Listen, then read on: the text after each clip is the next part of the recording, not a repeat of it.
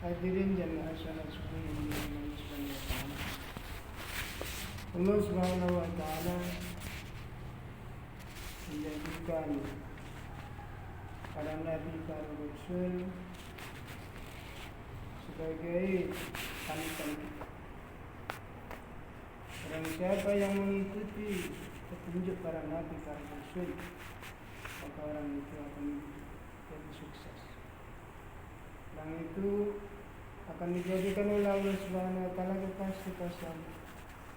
Bahkan orang itu nantinya akan dijadikan oleh Allah di dunianya pun sudah mendapat gelar yang bagus banyak seperti mana para sahabat. Hadirin jemaah salat subuh yang dimuliakan oleh Allah Subhanahu wa taala.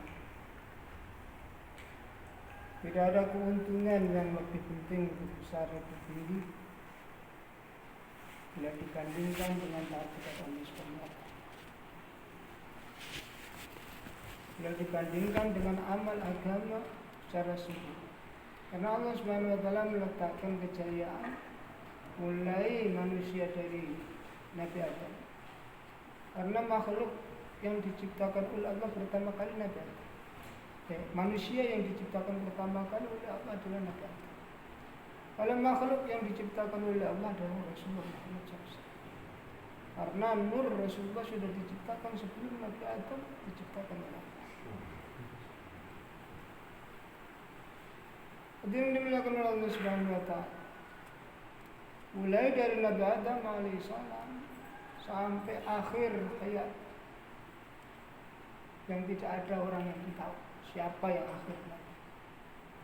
Hal yang pertama kali manusia diciptakan semua orang Muslim tahu, yaitu Nabi Adam. Tapi manusia yang terakhir tidak ada yang tahu, hanya Allah yang tahu.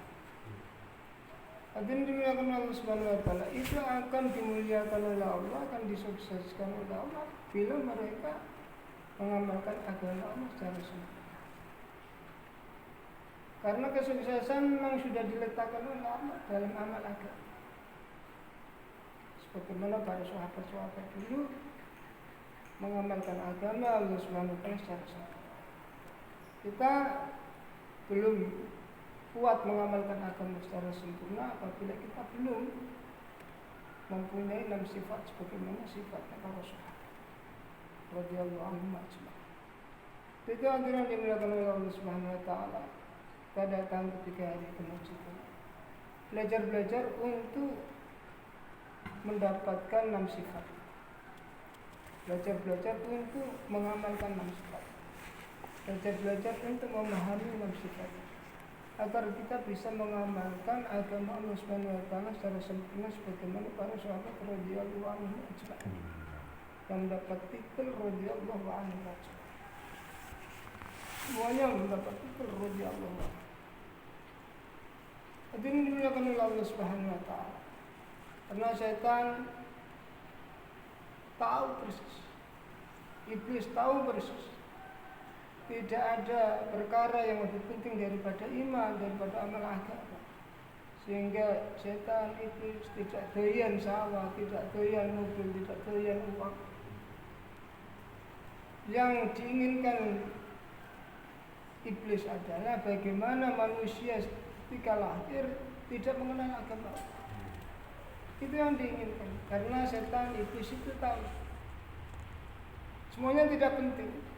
Karena setan iblis itu yang diinginkan bagaimana nanti di neraka, yang dia sudah tahu nanti masuk neraka, dan dia yakin tidak ada satu pun iblis yang masuk neraka.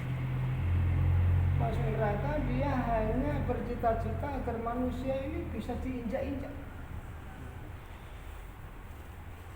Orang-orang yang bisa untuk banciannya, maka usahanya yang pertama kali adalah bagaimana orang-orang itu tidak amal agama. Kalau amal agama, masih amal agama, maka terus berusaha bagaimana amal agama, bagaimana masuk tahu agama tapi tidak amal agama. Yang kedua. Yang ketiga, kalau masih amal agama, yang ketiga langkahnya yang ketiga adalah bagaimana dia amal agama tapi tidak mengikuti Rasulullah Muhammad SAW. Kalau masih mengikuti langkah Rasulullah Muhammad SAW, petunjuk Rasulullah Muhammad SAW, dakwahnya mengikuti petunjuk Rasulullah SAW, sholatnya mulai dari takbir sampai salam puasanya mulai dari sahur sampai buka mengikuti Rasulullah Muhammad SAW, telinganya dijaga, mulutnya dijaga, kakinya dijaga, hatinya dijaga, semuanya dijaga mengikuti Rasulullah. Maka langkah setan itu bagaimana orang itu amal agama tapi tidak istiqomah. Tapi kalau masih istiqomah, padahal istiqomah ini memang sangat luar biasa. Nabi sabdakan al-istiqomah afdalu min alfi karamah. Satu istiqomah lebih utama daripada 1000 karamah. Orang yang punya karamah, makhluk-makhluk Allah Subhanahu wa taala ini yang diberi anugerah oleh Allah, yang punya ribuan karamah adalah Sultanul Auliya Syekh Qadir Jilani radhiyallahu anhu, Sahibul Karamah. Oleh para rasul Sahibul Mujizat. Kalau para sahabat lebih di atasnya lagi, di atasnya para wali, para nabi, para rasul, di atasnya lagi para sahabat, karena mujizat. Betul dimuliakan oleh Allah Subhanahu wa taala. Sedangkan kita tak punya apa, karamah tak punya. Maka istiqomah sedikit 3 hari ini kita usahakan. Insyaallah. 3 hari setiap bulan ini kita usahakan. Kita usahakan. Kalau sekiranya tidak bisa, maka kita usahakan ada amalan setidaknya di bawahnya sedikit, atau thalabul ilmu, atau mengajar setidak. Jadi demikian Allah Subhanahu wa taala. Kemudian kalau sudah istiqomah, maka sudah menggoda lagi amalan yang istiqomah itu tadi, biar tidak ikhlas. Goda lagi biar tidak ikhlas. Karena setan tahu semua amalan apa saja kalau tidak ikhlas, maka sia-sia, kecuali sholat. Lama sampaikan sholawat itu amalan istiqomah, istimewa. Sholawat itu amalan istimewa. Orang baca sholawat pelan, keras, karena manusia, tidak karena Allah, dapat pahala dari Allah. Sholawat diistimewakan oleh Allah Subhanahu wa taala. Baca sholawat ala Nabi, apalagi karena Allah. Sedangkan tidak karena Allah saja, diberi pahala oleh Allah. Itulah sholawat. Sholawat ala Nabi. Tapi semua amal selain sholawat, kalau tidak karena Allah, maka sia-sia, tidak dapat pahala dari Allah Subhanahu wa taala. Maka ini setan ini menggoda anak Adam ini agar tidak ikhlas amalnya. Kalau sudah ikhlas, maka iblis setan anak tua ini menggoda kalau ketika meninggal nanti jangan sampai mampu mengucapkan 2 kalimat syahadat atau syahadat tauhid, asyhadu an la ilaha illallah. Ini jangan sampai. Ini mati-matian setan menggoda itu. Jadi sukses dan tidaknya manusia itu di situ, di najat, di sakaratul maut. Setan juga tahu, setan juga dengar. Kalau Nabi pernah sabda, man qala la ilaha illallah wa huwa ya'lamu dakhala al-jannah. Man qala la ilaha illallah fi akhirati hayati wahidatan marratan, atau dibalik marratan wahidatan khalisan wa mukhlisan dakhala al-jannah. Banyak sabda Nabi yang mengenai kalimat la ilaha illallah dibaca 1 kali ketika akhir hayatnya dan dia tahu artinya, maka dia pasti masuk surga. Dan barang siapa membaca kalimat la ilaha illallah 1 kali saja seumur hidupnya, tapi dia bacakan dengan khalisan mukhlisan, hati yang murni, hati yang ikhlas, maka dia pasti masuk surga. Nah, untuk itu setan menggoda itu di situ itu mati-mati. Jangan sampai kita masih langkah-langkah rendah sudah KO. Sedangkan di final saja ini KO, ini rugi besar. Lah untuk menjaga biar nanti kita diselamatkan oleh Allah, kita mampu di akhir hayat kita dekat sama Allah dalam keadaan husnul khotimah, dijaga bisa mengucapkan 2 kalimat syahadat yang mulia itu, maka kita keluar 3 hari, 40 hari, 20 hari dan lain sebagainya. Salah ya?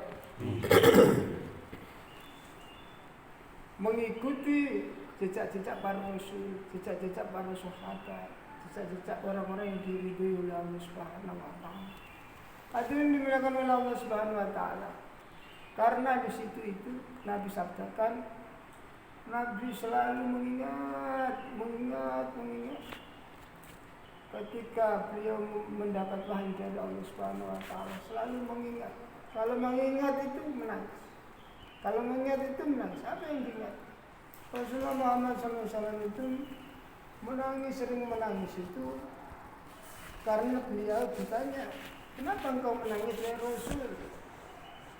Aku menangis karena kalau saya ingat umatku itu nanti kebanyakan rusak imannya di nazar, imannya hilang itu nanti di sakaratul. Jadi kebanyakan ribuan jutaan miliaran nanti, kebanyakan itu di situ hilang. Maka Rasulullah kalau ingat itu menangis. Masya Allah. Jangan bangga ketika ini di masjid khutbah ceramah, jangan, tidak bisa diandalkan. Nanti nazak itu nanti, nah nanjak itulah yang dikhawatirkan, yang ditakutkan oleh Rasulullah Muhammad SAW untuk para pengikut. Karena akan rusak itu di situ. Maka kalau kita tidak jaga di situ, hadirin yang mulia, kita tidak jaga mulai dari sekarang, hadirin yang mulia, tidak ada harapan sama sekali. Jangankan kita biasa-biasa saja, orang-orang alim, jangankan orang-orang alim, para nabi, para rasul, digoda waktu itu. Masya Allah. Digoda mulai dari, tapi waktu itu tuh mati-mati. Padahal dia tahu kalau itu nabi tidak akan dijaga oleh Allah, tapi usahanya setan sangat luar biasa di situ itu. Jadi kesempatan setan iblis itu terakhir itu di situ, di najaknya.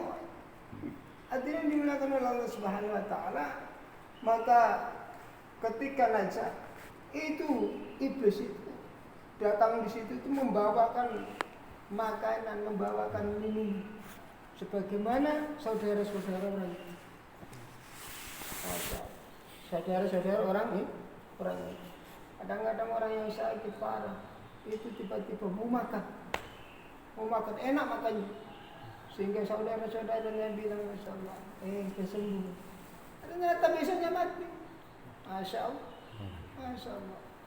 Godaan di situ itu banyak, sebagaimana ulama yang menceritakan, namanya Abu Zakaria Az-Zahid, ulama besar wali Allah.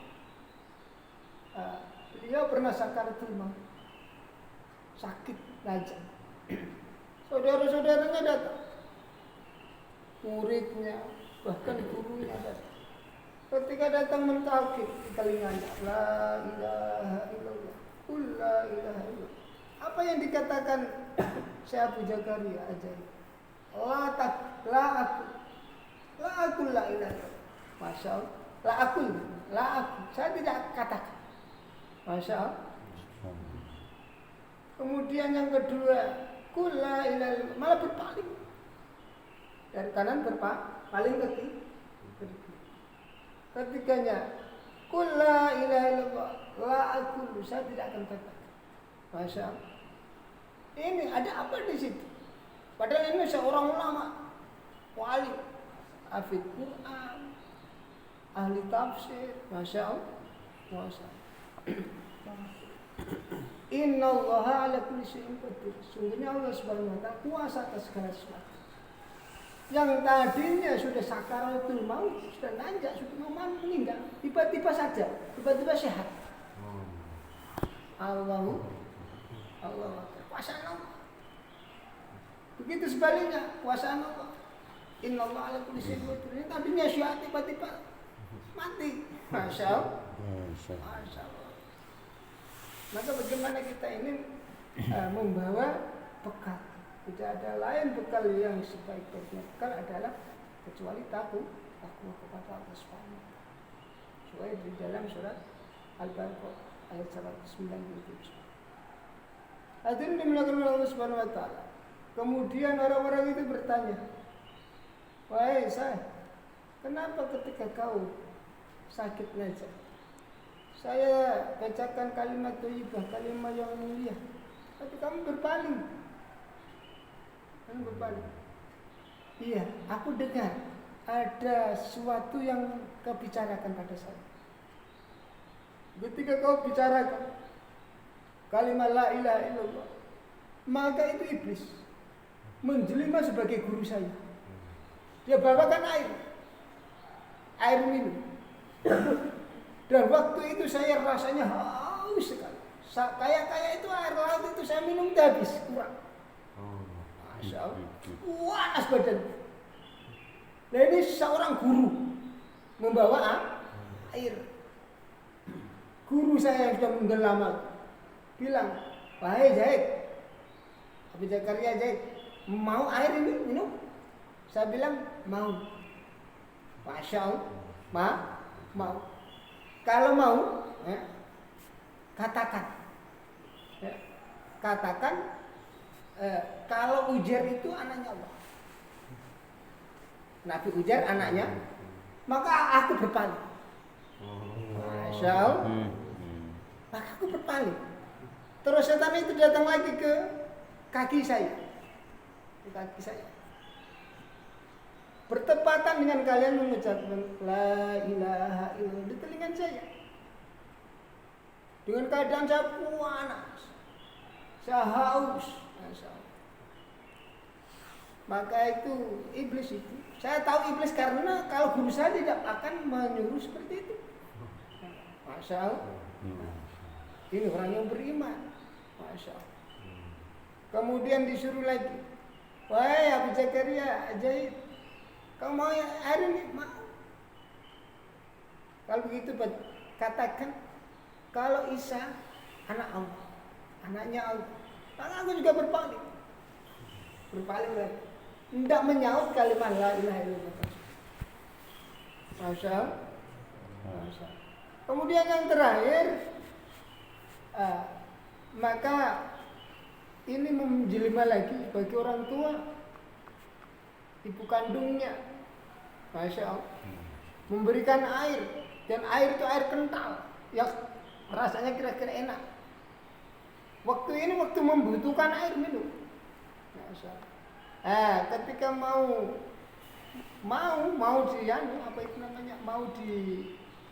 dikasih mau, tetapi dengan syarat katakan tidak ada Tuhan. La ilaha, tidak ada Tuhan. Bersamaan dengan saudara-saudara orang-orang alim itu mentalki la ilaha illallah. Iblis itu juga mentalki, katakanlah tidak ada Tuhan. Masya Allah. Maka yang didengar, yang dilihat itu kakinya iblis itu. Maka ini Syahaliddin jawabnya, la aku tidak akan mengatakan itu. Lah orang-orang yang di sini heran, kenapa ini bisa jadi terus begini? Sini mengucapkan kalimat la ilaha illallah sebagaimana beliau itu waktu syiatnya mengajarkan orang-orang, murid-muridnya yang mau sakaratul maut ditalkin, ini gilirannya dia waktu ditalkin malah saya tidak akan mengatakan itu. Masya Allah. Ternyata ketika sadar, oh ya Allah, Jadi pas waktu sakaratul maut itu kelihatan semua. Maka persis tidak melenceng sedikit dengan sabda Nabi. Nabi menangis tiap hari, tiap sore. Itu memikirkan itu nanti. Karena banyak umatku nanti yang rusak imannya waktu najah. Waktu sakaratul maut. Masya Allah. Nah, untuk itu ada yang memuliakan Allah Subhanahu wa Ta'ala. Hanya banyak kalimat thayyibah, la ilaha illallah. Mau tidur, ya tidur. Setelah sholat, menunggu sholat, kalimat thayyibah, sholawat. Agar nanti dimudahkan bersiwak, insyaallah ya. Insyaallah. Membesar-besarkan nama-nama Allah. Agar nanti kita dimudahkan oleh Allah Subhanahu wa Ta'ala. Karena sakitnya najak, masya Allah. Sakitnya najak ini luar biasa. Tidak hanya luar biasa, sangat. Kita percaya kalau kita punya istri, sudah punya istri. Istri kita melahirkan, ditanya sakitnya setengah mati. Sakitnya setengah mati. Padahal kalau kita telusuri itu yang putus auratnya itu cuma sekitar sini saja. Kalau mati itu semua aurat putus semua. Kita tidak bisa bayangkan. Kalau orang melahirkan cuma di sini saja, ini tidak putus ini, tidak putus. Tapi kita yang melihat itu keadaannya itu kayak kalau bisa diganti itu kita yang mau ganti. Sangat sakitnya itu. Ternyata tidak ada apa-apanya bila dibandingkan dengan keluarnya. Sakit, masa karena semua urat ini putus semua, tidak ada yang tidak. Kalau itu kan ada yang masih nempel. Masya Allah. Bagaimana disebutkan Nabi, bagaimana Nabi Muhammad SAW pernah dapat wahyu dari Allah Subhanahu Wa Taala ketika malaikat Israel mencabut nyawanya Nabi Idris alaihissalam. Rasulullah SAW dikasih tahu karena malaikat Israel ini sama Nabi Idris ini berteman. Ada hamba Allah berteman. Karena Nabi Idris ini seorang alim, selalu dikirnya kepada Allah Subhanahu wa Ta'ala siang malam, kerjanya itu menjahit, maka malaikat Israel ini minta izin sama Allah karena heran, ini orang tidak ada henti-hentinya membesarkan namamu ya Allah. Maka saya minta izin, saya minta cuti. Masya Allah. Bersilaturahim di rumahnya. Masya Allah. Iya. Boleh. Maka di situ. Di situ selayannya ini tamu. Dikasih makan, tidak mau. Dikasih makan, tidak mau. Oh, berarti ini tamu puasa. Nah, kemudian waktu malam bukan dikasih juga tidak mau. Ini tamu kok tidak mau makan. Oh, mungkin orangnya ini baru tirakat. 3 hari, 3 malam tidak makan, tidak minum. Baru ini tahu. Ini bukan sembarang orang. 3 hari 3 malam tidak makan, tidak minum, tidak pipis, tidak buang air besar juga, tidak tidur juga. Hei tamuku, sebenarnya kamu siapa? Saya ini kayaknya kok ada ganjal. Mulai pertama saya subuhi sarapan tidak mau, sampai 3 hari 3 malam ini kok beda dengan lain. Idris, dengarkan ya. Saya jelek-jelek begini ini saya malaikat. Misal, dalam kita Suratul Nasr. Jelek-jelek ini saya ini malaikat. Lah malaikat siapa? Jelek-jelek ini saya malaikat Israel. Allah. Malaikat Israel. Langsung sujud, ya Allah. Saya belum ada apa-apanya ini, belum ada amalku, belum ada bekalku untuk menghadapmu. Kenapa kau sudah datangkan malaikat utusan untuk mencabut saya? Malaikat itu tahu, bangunlah. Saya datang ke sini dengan kemauanku, aku minta cuti. Aku minta cuti, tidak surat Allah untuk mencabut kamu, belum waktunya kamu. Karena aku heran kepada kamu. Siang, malam, pagi, sore, kau selalu membesarkan nama Allah. Di waktu kau kerja, di waktu kau istirahat. Saya heran. Selaku malaikat saya heran dengan amal ibadah. Maka saya minta izin kepada Allah. Oh begitu, lega saya kalau begitu. Alhamdulillah. Setelah itu kemudian berteman nih, berkawan. Masya Allah. Berapa bulan di situ berkawan. Ternyata itu malaikat Israel berkawan di situ itu masih kerja di sana-sana, masih mencari dulu. Kamu di sini berarti cuti betul. Enggak, saya masih anu. Loh, kenapa? Loh, itu dunia itu di hadapanku kayak begini ini. Jadi tidak ada luput dari pandanganku. Tidak ada pun luput dari pandangan. Apalagi pandangan Allah tidak ada luput. Kelihatan semua yang ini daunnya mau rontok ini. Mau tidak mau harus diambil ini. Asal. Oh begitu ya. Iya. Loh kamu di depanku, itu di depanmu karena saya diizinkan oleh Allah Subhanahu wa taala bersilaturahmi kepadamu. Masya Allah. Setelah itu terus malaikat Israel, kau pernah lihat keadaan surga? Pernah lihat. Kehidupan yang memuaskan. Kalau begitu bolehkah saya ke sana? Boleh. Kalau begitu antarkan saya ke sana. Tapi ada syaratnya. Apa syaratnya? Syaratnya harus mati dulu. Asal mati dulu aja. Dia mati dulu. Ini Rasulullah Muhammad SAW diberi berita oleh Allah Subhanahu Wa Taala tentang keadaannya Nabi Idris dulu. Siapa yang tahu ceritanya Nabi Idris? Tidak ada yang tahu. Yang tahu itu Allah dan malaikatnya dan orang-orang di sekitar situ. Lah zamannya Rasulullah dan Nabi Idris itu panjang. Kalau bukan yang menciptakan itu, yang menceritakan, tidak tahu. Dan kita apalagi, tidak ada yang tahu. Yang pengarang kitab juga tidak tahu. Maksud, ini sabdanya Rasulullah Muhammad SAW. Maka kalau sudah mati, ya, mau tidak mau harus masuk neraka sebentar. Masuk neraka sebentar. Iya, itu syarat. Mau enggak? Asal. Ini seorang nabi, apalagi kita kan? Allah. Coba kita bayangkan. Ini nabi, malaikat ini. Malaikat Israel. Mau mengantarkan ke surga, syaratnya ada dua, mati dulu, kedua masuk neraka. Allah. Kemudian surga. Nanti pulang lagi ke dunia. Masya Allah. Oh ini belum mati. Oh kalau begitu ya. Akhirnya siap-siap nih dicabut. Awas, malaikat kau kan temanku. Iya, itu temanmu kau. Pelan-pelan ya. Iya pelan-pelan. Pasal, kan kita bicaranya begitu. Namanya juga teman ya. Cabut pelan-pelan. Gembur-gembur, jerit-jerit. Kembalikan lagi saya kuat. Kembalikan lagi. Asal. Dikembalikan lagi. Hidup lagi kan? Insyaallah. Duh, kenapa kau minta-minta sendiri?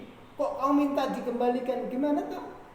Gini nih, saya tadi kan sudah bilang, cabut saya yang pelan. Ini yang paling pelan. Paling pelan. Tidak ada orang yang saya cabut mulai dari Nabi Adam sampai ini kita. Ini yang paling pelan kamu. Bahkan sampai akhir zaman yang paling pelan adalah kamu, karena kamu dengan kamu sudah kenal. Masya Allah. Loh, kok sakitnya kayak begitu? Iya. Dan sakitnya kayak apa kok rasa? Sakitnya itu kalau saya bandingkan itu kayak hewan yang masih hidup dikuliti hidup-hidup 1000 kali. Masya Allah. Sakitnya sampai seperti itu. Ini Allah menceritakan sama Rasulullah Muhammad SAW tentang kisahnya Nabi Idris sama dengan malaikat Israel. Oh kalau begitu teruskan Pi. Saya tahan ya. Ya kau tahan. Tapi yang pelan-pelan itu tadi ya. Iya. Bismillah. Akhirnya mati Pi. Nah setelah mati terus cepat. Apa cepat? Cepat saya bawa ke surga. Biar sakitku ini tadi. hilang ini, masih sakit sekali ini. Setelah mati dimasukkan, itu rasa sakitnya, najaknya itu masih nempel, sakitnya itu luar biasa. Cepat bawa aku ke surga, biar saya nanti mandi air di surga, biar tidak sakit lagi. Jangan buru-buru, syaratnya itu masuk neraka dulu. Karena syarat, namanya syarat dari sebentar, harus dituru, walaupun kecil kalau syarat ya dilaksanakan. Nah, Assalamualaikum. Waalaikumsalam, malaikat balik. Ada apa? Ini kasihnya Allah. Idris. Oh ya, ada apa? Kasihnya Allah kok ke sini? Ini loh mau ke surga. Mau jenguk. Menjenguk yang bagaimana? Yang di bawah pol? Enggak, yang di atas pol maksudnya. Yang di atas saja. Jangankan yang di bawah. Yang di atas saja saya enggak kuat melihat itu, melihat kejadian. Begitu lihat cepat aku masukkan ke surga, tidak betah saja melihat keadaan di neraka. Akhirnya dibawa ke neraka, sudah syaratnya yang ke neraka itu sudah cukup, lihat saja begitu, langsung masuk surga. Setelah masuk surga, salam dengan malaikat Ridwan alaihissalam. Oh, suruh masuk. Nah, masuk saja, masuk. Di situ masuk. Begitu pintu surga yang dia pilih masuk. Itu sudah jauh sana, sudah bedal-bedal sampai jauh bukan. Dipanggil oleh malaikat Israel. Ya Idris, tahan. Itu. Ya, itu jauh sana. Tahan ke sini, cepat kau kembali lagi ke dunia. Masya Allah. Akhirnya kembali datang. Itu sandalnya. Dia masuk surga itu, bawa sandal dari dunia. Inilah orang-orang yang politiknya luar biasa. Lah kalau itu politik itu politiknya Nabi Idris itu. Itu yang dibolehkan, luar biasa. Jadi sandalnya 2 itu, ditinggal 1. Ditinggal 1 di surga, yang 1 dibawa keluar. Dipakai, masih dipakai. Oh iya. Ayo, ini sudah waktunya ke dunia lagi karena kau masih ada di dalam keadaan di dunia masih hidup. Oh iya, kalau begitu tunggu sebentar ya. Sandal saya ketinggalan 1 sih. Saya ambil dulu ya. Oh iya, diambil dulu. Diambil dulu. Setelah diambil, ayo keluar. Malah bilang, fiha dakhilun, di dalam surga itu selama-lamanya. Kenapa harus keluar lagi? Di dalam surga Allah Subhanahu wa taala itu janjikan itu abadan selama-lamanya. Kenapa harus pulang lagi ke dunia? Ke dunia lagi susah-susah di sini lu nikmat bidadari banyak. Akhirnya malaikat Israel itu menghadap Allah, ya Allah bagaimana ini hamba? Tinggalkan saja itu. Memang itu kelakuannya. Allah tinggalkan saja. Maka Nabi Rasul yang masih hidup sampai sekarang itu di antaranya Nabi Idris alaihissalam. Karena hadirin dimuliakan oleh Allah Subhanahu wa taala, untuk menjaga keimanan kita, biar kita dijaga oleh Allah Subhanahu wa taala nanti ketika kita diambil oleh Allah Subhanahu wa taala, dipanggil oleh Allah Subhanahu wa taala, mampu mengucapkan doa syahadat dan berada di suatu yang Allah Subhanahu wa taala ridhoi, di masjid, di dalam dakwah, dalam thalabul ilmi. Maka kita jaga apa yang telah dilakukan para nabi Rasulullah kita mengamalkan insyaallah. Semoga jadi insyaallah. Semoga cerita